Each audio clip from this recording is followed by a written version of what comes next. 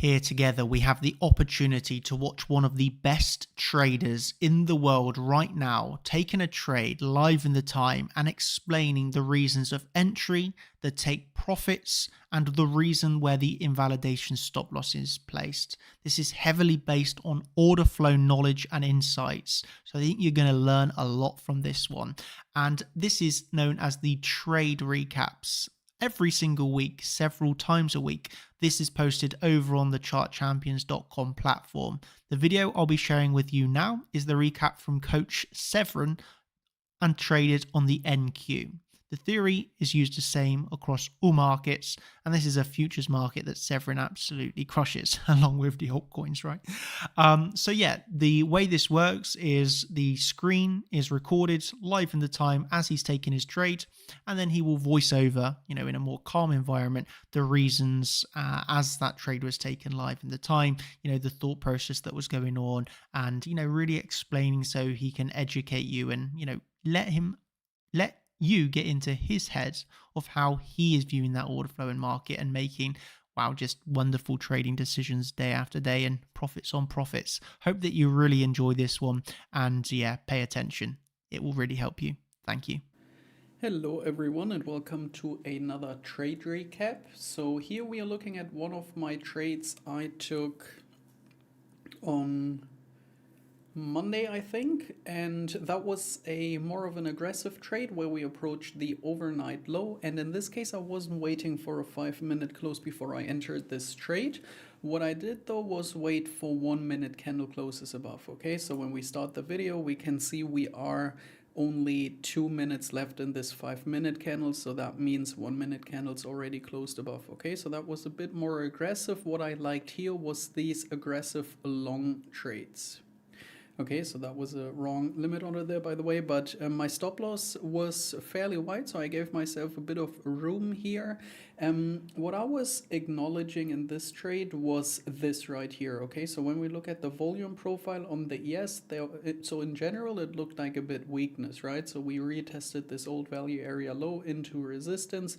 But what I was seeing down here was that we SFP'd every low so far, okay? And in this case, my confluence level was the overnight low, and I was expecting something similar for at least a quick scalp trade, okay?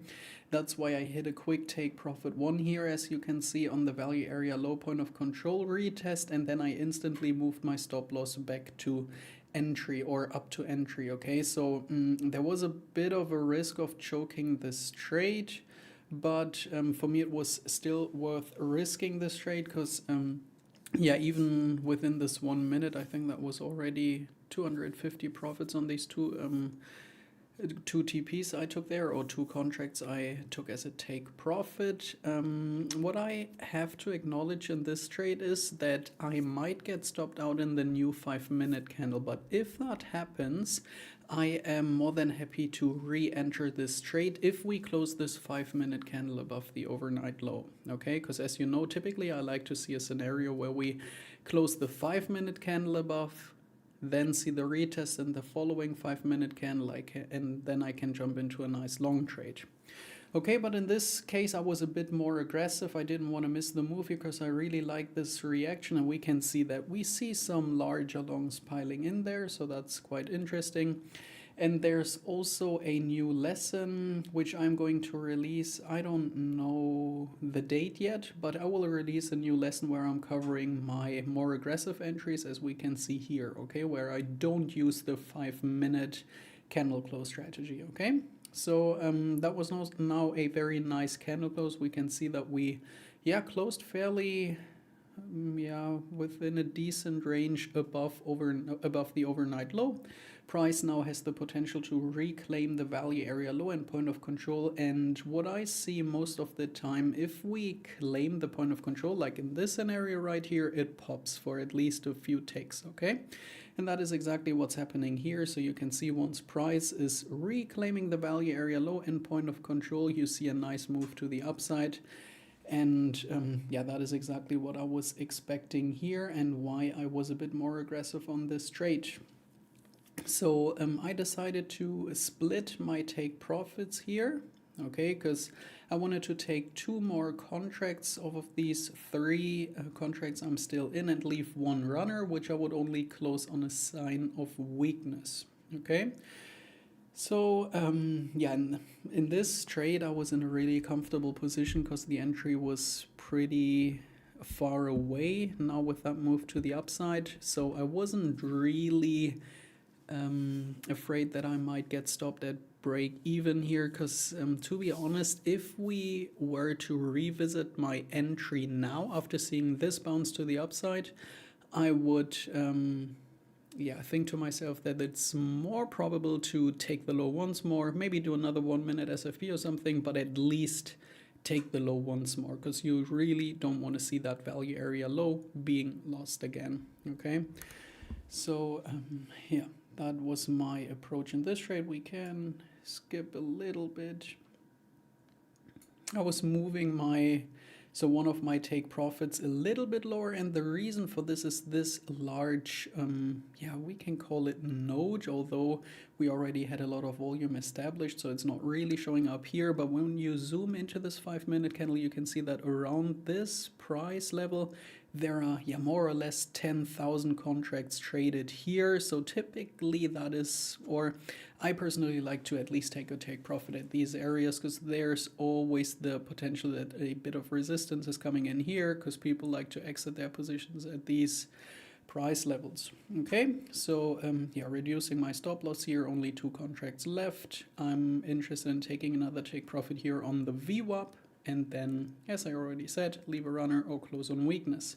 At the same time, what was aiding to this trade, so to speak, is that the Nasdaq is also, or was approaching this daily value area low. And what I liked here, so when we look at this, that in my opinion, although I didn't take it myself, was a nice trade as well, because we can see that was support in London session, then we flipped it into resistance, so that is a nice support and resistance flip.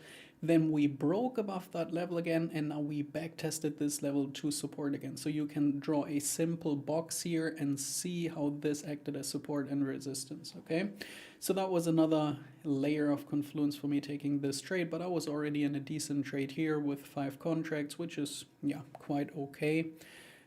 So I didn't really feel the need to take another trade on the Nasdaq, because as I covered in my correlations lesson, I also don't really like to over leverage myself, because say you get stopped out on the ES, there's a high probability of getting stopped out on the Nasdaq as well, or vice versa, obviously.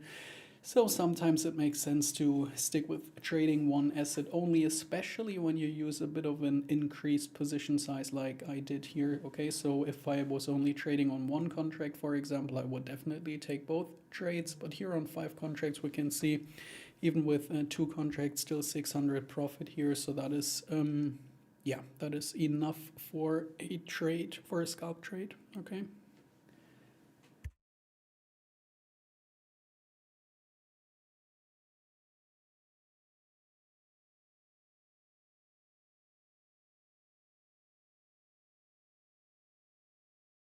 So here we now hit my take profit too. Okay, so yeah, what I wanted to do next is to simply leave a runner or close on weakness. Okay, so what's going to be interesting to see is if we flip this VWAP or do get a nice rejection here. Okay, so it's really nice that we did that right. At the new 5-minute open, we can see not the best follow through here.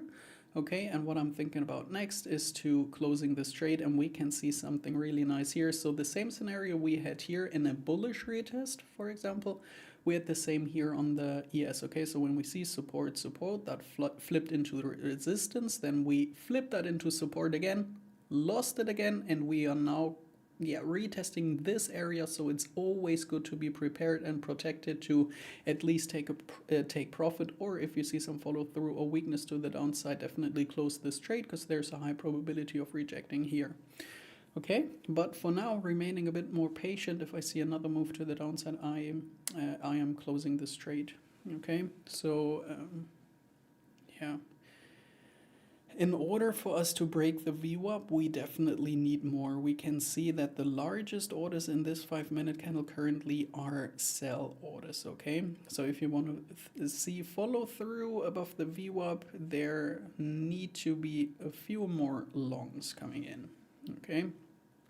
I was already checking for if we break it, what's my next target gonna be, because this in this case would have been the daily value area high, which is in confluence with the time point of control. But yeah, that would have obviously only happened if we flipped the VWAP, which, if I remember correctly, didn't happen, and I closed manually.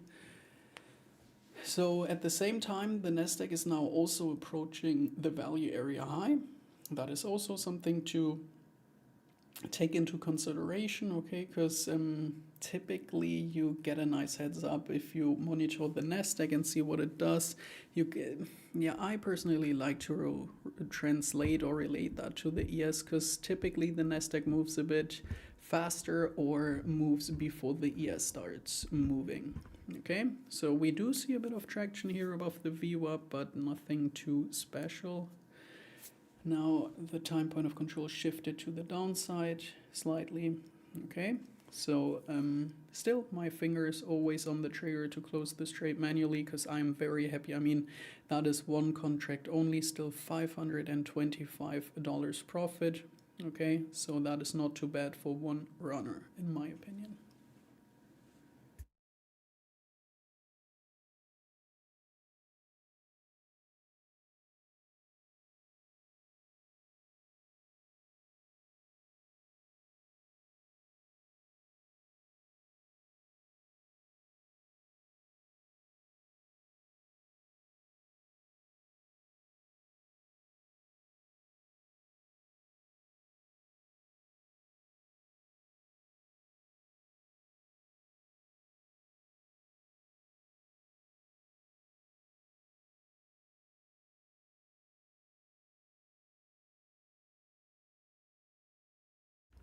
Interesting to see that even above the VWAP we see some large shorts piling in there, which I would already consider as a bit of a sign of weakness, and it's going to be very interesting. So I'm personally remaining in this trade till we close this 5-minute candle, because there is a potential of closing above the VWAP, which would look a bit more bullish, but closing below would be, yeah, indicating a bit more weakness, since we also approached a nice level of resistance, being the daily time point of control. So yeah, that's typically how I like to manage a trade when I have a runner open. Okay, I'm not too aggressive with the last take profit, so you can see I didn't close up here because I want to see the weakness, okay, because I would have a bit of room, so we could retest the point of control. But I personally, when I see this up here and then see the 5-minute candle close below, yeah, I'm personally more interested in locking the remaining profits and potentially get into a new trade, okay? Even if you close a trade too early, so to speak, that doesn't mean that you can't re-enter at a different time, okay? So 10 more seconds to go in this 5-minute candle. Nasdaq is also rejecting here on the daily value area high, so it makes sense that both assets are on a bit of a pullback here locally, and here we can see the new 5-minute open, and that is where I close this trade, okay? So I hope that made sense, because I was just not really confident in holding onto this trade after this close. You can see there was a nice wick to the upside, some trap traders up here. You see some larger shorts piling in. You can see that here, 2000 sell block, 1100 sell block. So for me, it was just, yeah, worth securing the remaining, what was it, 350 profit or something, and be good with that. So that is all for this trade recap. I hope you all enjoyed. If there's anything you didn't understand or want me to clarify, please let me know. And yeah, I hope you all enjoyed, and see you next time. Goodbye.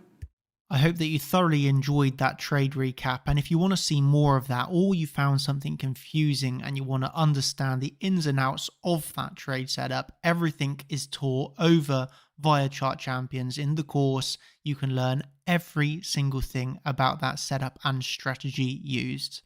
Thank you ever so much, and I'll see you over on the platform. chartchampions.com.